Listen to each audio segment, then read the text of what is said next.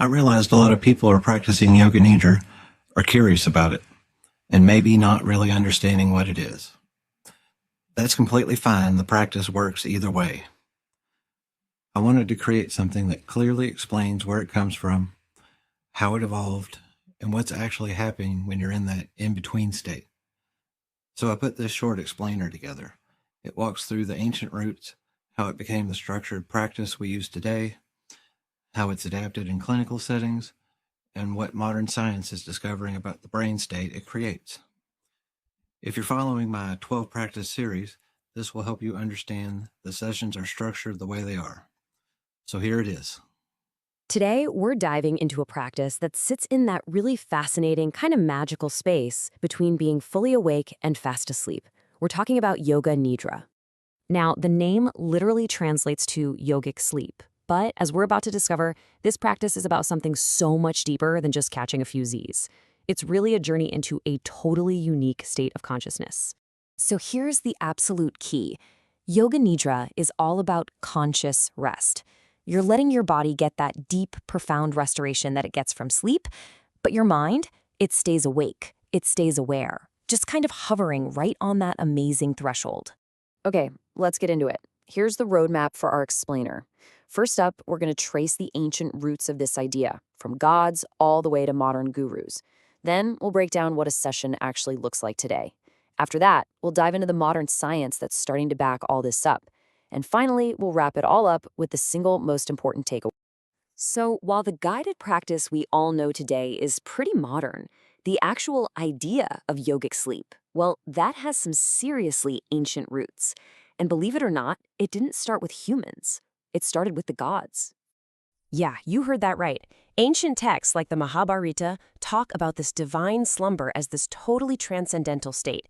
Think of it as this incredible metaphor for a level of consciousness that's way beyond our normal waking, dreaming, or even deep sleep. And you can just see this fascinating evolution play out over centuries. The idea starts as this mythic state, something reserved for a god.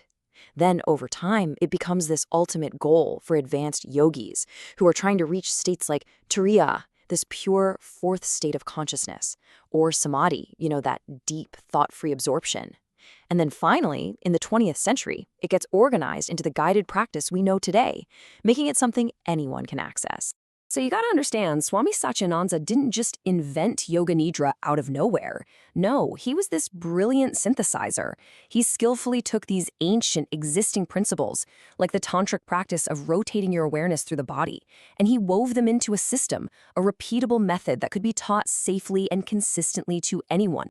All right, so if you were to actually do a Yoga Nidra session today, what would that even look like? What's involved? Let's break down the different parts. This is basically the classic roadmap for a session, and every single step is carefully designed to guide your awareness inward, away from all the noise of the outside world. You start by setting an intention, a sankalpa, which is like planting a seed in your mind when it's most receptive. Then the body scan pulls your focus inside. After that, working with opposite sensations like heavy and light or cold and hot helps to balance the brain. And the wildest part? You do all of this just by lying down and listening. That's it. And this is why it's gotten so popular. I mean, look at this. It goes way beyond just chilling out.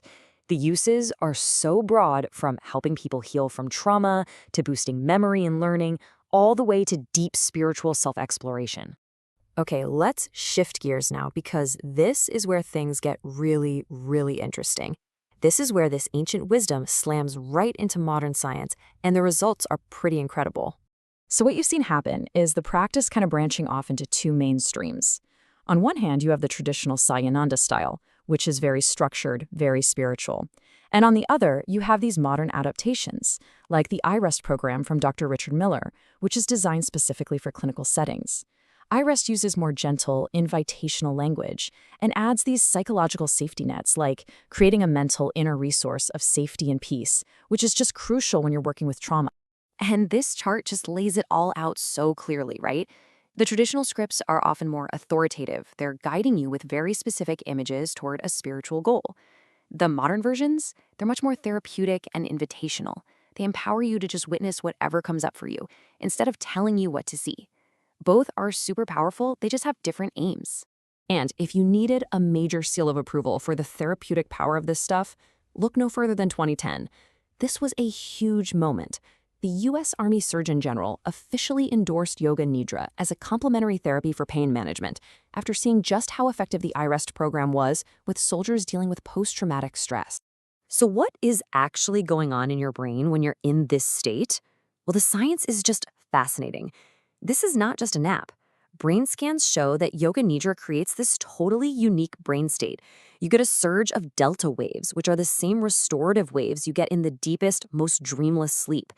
At the same time, your brain releases dopamine, which is linked to feeling good and being motivated. And the kicker, you're consciously aware the entire time. You are literally asleep and awake at the same time. All right, so we've traveled from ancient myths all the way to modern brain scans. So what's the big idea here? What is the core lesson from the practice of Yoga Nidra?